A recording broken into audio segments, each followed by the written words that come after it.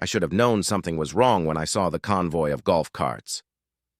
They were racing across my back pasture at 7:42 in the morning, 4 HOA board members in matching windbreakers, using my private property as their personal highway.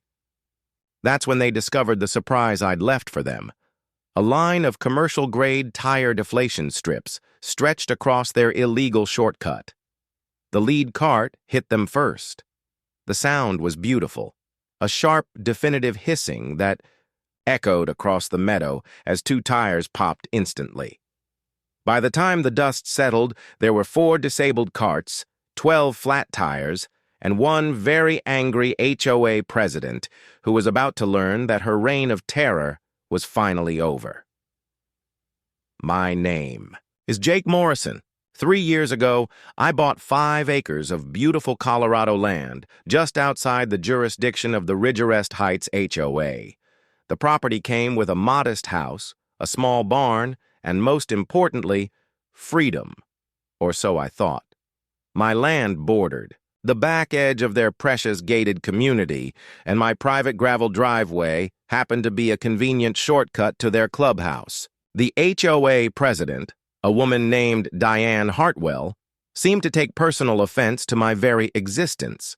She had the kind of perfectly styled blonde hair that never moved and wore pearls to check her mailbox. From day one, she made it clear she considered my property an eyesore. It started with passive-aggressive letters about my natural meadow being an unkept mess. Then came complaints about non-existent livestock creating noise pollution. She even sent an official notice declaring my property subject to their architectural review committee because it was visible from their community. My attorney had a good laugh over that one. But Diane wasn't the type to be deterred by facts or legal boundaries. She started spreading rumors that I was planning to open a commercial pig farm.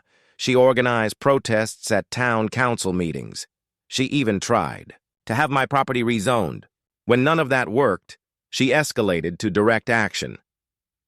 One morning, I woke up to find a chain-link gate installed across my driveway, 20 feet inside my own land, secured with a shiny new lock and a laminated sign declaring it property of the Ridgerest Heights HOA. I called the sheriff. Deputy Coleman took one look at my property deed and confirmed I had every right to remove it. He suggested I document everything first. So I installed a series of discrete trail cameras around my property and waited. It didn't take long. The very next week, my cameras captured Diane leading a parade of HOA board members through my back pasture, using it as a shortcut to their clubhouse. When I confronted her with the footage, she didn't even try to deny it.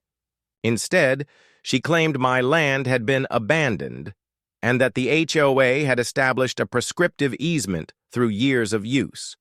She smiled smugly and said, "Possession is 9/10 of the law." I informed her that I had owned the property for 3 years and had documentation proving no such easement existed. She laughed in my face and told me I couldn't afford the legal fees to fight her in court. That's when she made her biggest mistake.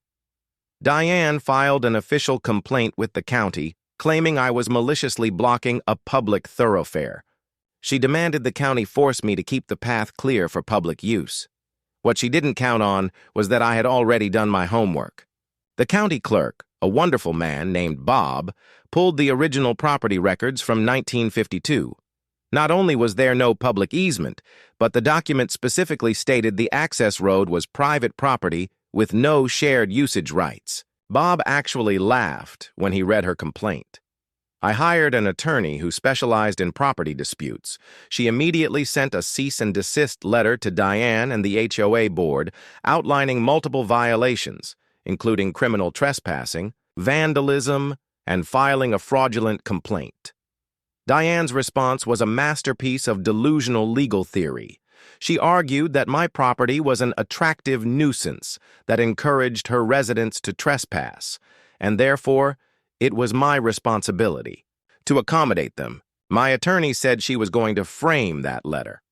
While the lawyers prepared for battle, I decided to take matters into my own hands, within the bounds of the law.